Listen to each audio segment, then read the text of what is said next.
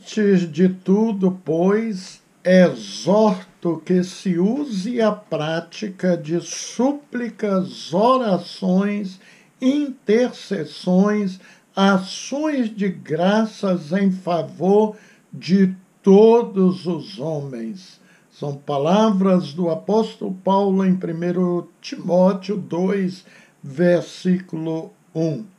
Meus queridos irmãos e amigos, antes de meditarmos no texto ora lido, gostaria de compartilhar convosco um testemunho de minha filha Keren sobre a ressuscitação da missionária Ilse Milhomem, minha esposa, ocorrido há poucos dias deste mês e ano na Flórida. Ela foi passar 18 dias com as minhas filhas e netos e a mesma é altamente alérgicos a medicamentos. Bastou a metade de um comprimido para imediatamente fechar a garganta dela, cobrir os seus olhos com bolhas enormes e ocorreu o pior, que foi a parada cardiorrespiratória. Se não for a mão de Deus e a ambulância encontrar com a minha filha a caminho do hospital, ou seja, por 5 minutos, não dava tempo de trazê-la à vida. Foi ali mesmo, em via pública, que usaram desfibrilador cardíaco, massagem cardíaca, balão de oxigênio, por 20 minutos de luta. Se não fora isso, teria perdido alguém que amo muito. Afinal de contas, foi a minha única namorada, com ela me noivei, e são 45 anos de casados, queridos. Um grande tempo que estamos passando juntos. Diferentemente do Brasil, que temos o SUS, nos EUA, Estados Unidos, né, a saúde é particular.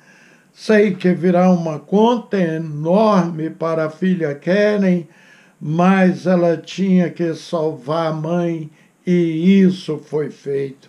A nossa gratidão pelo pronto atendimento, o esforço dela e especialmente o discernimento em ligar para a emergência, pegar o seu carro e encontrar a ambulância no meio do caminho.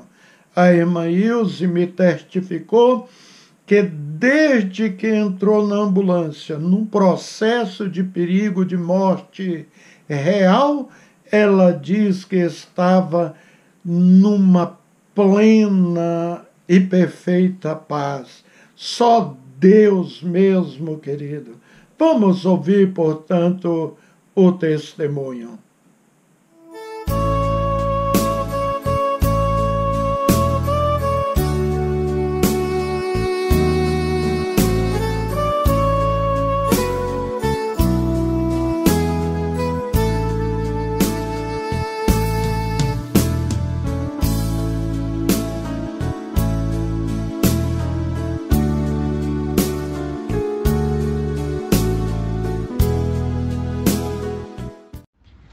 Esse meu testemunho é de um milagre e livramento que Deus fez na vida da minha mãe.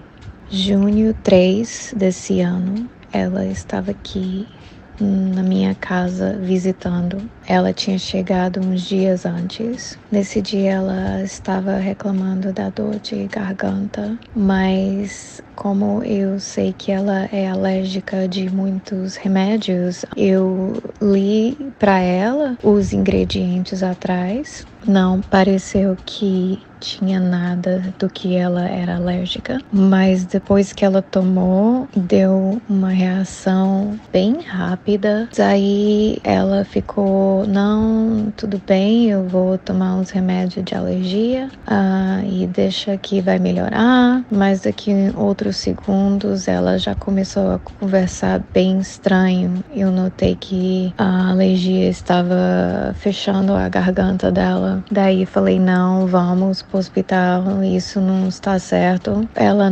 nem conseguia mais ver. Eu caminhava com ela assim, bem devagar até chegar no carro, porque ela, assim, essa reação que dá nela é rápida. Assim que eu saí do prédio, eu liguei o número de emergência daqui e ela começou a dizer que a respiração dela estava bem baixa, e enquanto eu conversava com os paramédicos, eu dirigia procurando um lugar que seria visível assim para eles nos verem, e graças a Deus, depois de uns 10 minutos, deu achar o lugar e deles nos encontrar tudo junto foi uns 10 minutos, porque aqui é bem rápido. Eles nos encontraram e colocaram ela dentro da ambulância e demorou muito tempo dentro dessa ambulância. Eu via a ambulância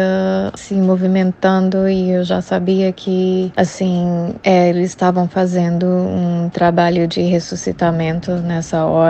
E eu sentava ali no meu carro orando, pedindo para Deus para não deixar a mamãe morrer nas minhas mãos, que deixasse morrer nas mãos do meu pai, porque eu sei que ele viria aqui pessoalmente me estrangular. Se isso acontecesse, ao mesmo tempo eu orava e eu falava, e agora, se ela morrer, eu vou ter que ligar para minha irmã, ela e a família dela que vai ter mais conhecimento de como enterrar uma pessoa aqui nos Estados Unidos. E demorou muito tempo, e quando o rapaz veio, eu já pensei, vai me contar que morreu, mas ele falou, foi pouco, foi difícil, mas conseguimos e ela está estável agora e vamos para o hospital. E eu fui seguindo a ambulância no hospital. Quando consegui entrar, ela estava conectada em soro e máquina de respirar, e lógico que deram injeção de alergia e outras injeções lá para esse tipo de alergia que o médico aqui falou que a alergia dela é mortal e que ela tinha que andar com uma injeção para sempre, aonde ela for, na bolsa dela. Ele me deu uma prescrição que eu pude comprar 2 dessas injeções e ela poder levar juntamente com outros remédios daqui que destrói o que a alergia produz no corpo dela quando é em contato de algum remédio que ela não poderia ter tomado.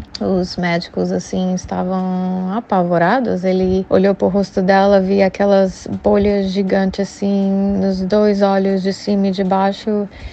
Você não via mais os olhos dela. Eu só depois assim deveria ter tirado foto no hospital, mas só lembrei um dia depois, assim, como tava assim tudo mais calmo. Você só vê as bolhas assim de baixo, mas na hora era assim dos 2 olhos, você não via mais os olhos. E o médico falou, eu deveria estar preocupado com a garganta dela, mas estou preocupado com os olhos. Mas eu vi o livramento de Deus, assim, ela chegou bem perto, assim, só para quem estava lá com ela e ouvia a respiração dela e a fala dela, foi por Deus que ela estava respirando. Os paramédicos e os médicos me falaram que eu fiz a coisa certa de ligar, porque eu ainda, de onde que nos encontramos, ainda tinha assim uns 30 minutos do hospital, e eles me falaram que ela não teria chegado a tempo, porque depois de tudo que fizeram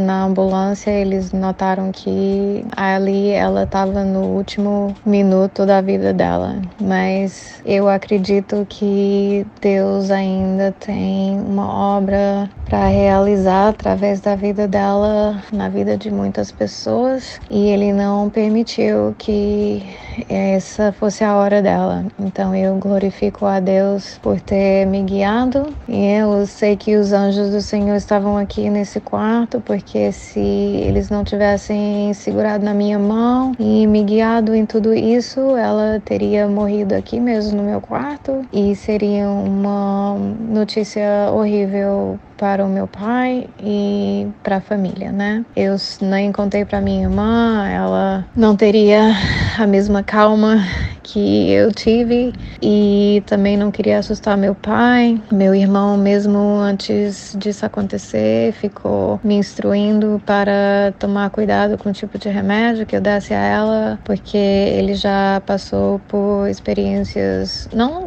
tão chocantes como essa mais perto, e ele nem sabia. E então eu esperei assim, quando ela voltasse pro Brasil, pra eu dar a notícia. Meus amigos aqui dos Estados Unidos até brincaram, falaram assim que meu pai ia me tirar do testamento e nunca mais deixaria a mamãe voltar para os Estados Unidos, mas eu sei que ela vai ter muitos anos de visitas conosco aqui e de muitas bênçãos.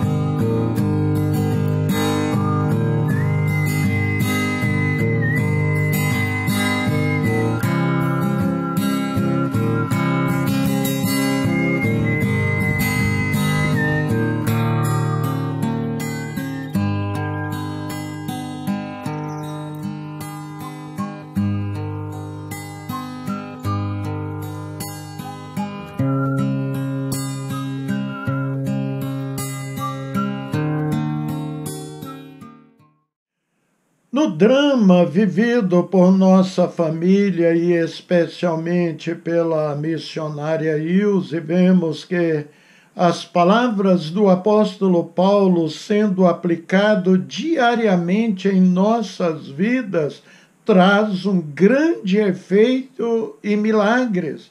Vamos ler novamente. Antes de tudo, pois, exorto que se use a prática de súplicas, orações, intercessões, ações de graças em favor de todos os homens.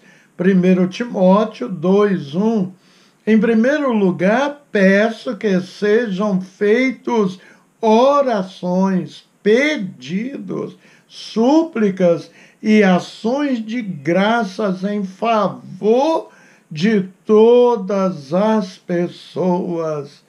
Queridos, tenho o hábito salutar de interceder, orar diariamente pela minha esposa, filhos, netos, nora, genro, pelos irmãos da nossa igreja, e sempre que lembro, oro também pelos meus parentes, e sei que muitas pessoas oram diariamente por mim e por minha família. Que proteção, hein? Temos que ter este cuidado de estar sustentando as pessoas que amamos em oração. Tiago disse que a oração feita por um justo pode muito em seus efeitos. Tiago 5,16. Quantos livramentos Deus pode nos dar quando alguém está intercedendo por nós.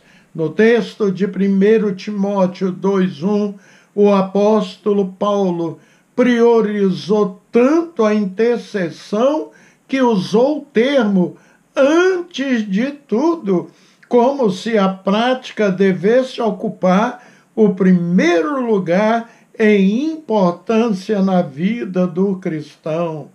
O domínio de Roma sobre Israel era real nos tempos de Jesus e os apóstolos, que aparecem no Novo Testamento muitas palavras em latim, tais como taberna, centurião, centúria, intercedere, que significa literalmente intervir, pedir, rogar, mediar. Então, interceder é você se colocar no lugar do outro e pleitear, defender a causa dele. Senhor, eu apresento a minha vida, a minha fé, a minha insistência como um argumento para que o Senhor abençoe aquela pessoa. Tenho tido prazer de, conjuntamente com a minha esposa, estar acompanhando as atividades diárias de muitos irmãos em uma oração intercessória com entusiasmo, com fé. Deus está procurando outros intercessores, queridos. Observe a leitura do texto de Ezequiel 22, 30, 31. Procurei entre eles um homem que erguesse o muro e se pusesse na brecha diante de mim e em favor desta terra, para que eu não a destruísse. Mas não encontrei nenhum. Por isso derramei a minha ira sobre eles e os consumirei com o meu grande furor. Sofrerão as consequências de tudo o que fizeram. Palavra do soberano, o Senhor. Que declaração chocante! Deus buscou apenas um homem que intercedesse por aquela gente. Como não encontrou, ele teve que descarregar o seu juízo sobre o povo. Jesus nos deixou o legado, o exemplo de uma vida intercessória.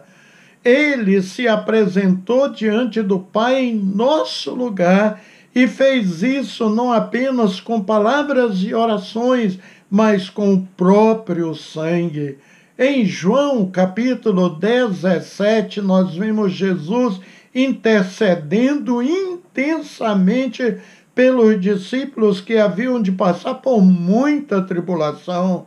Mas o ponto alto da intercessão de Jesus teve lugar na cruz do Calvário, quando ele literalmente ofereceu a sua vida em favor da nossa.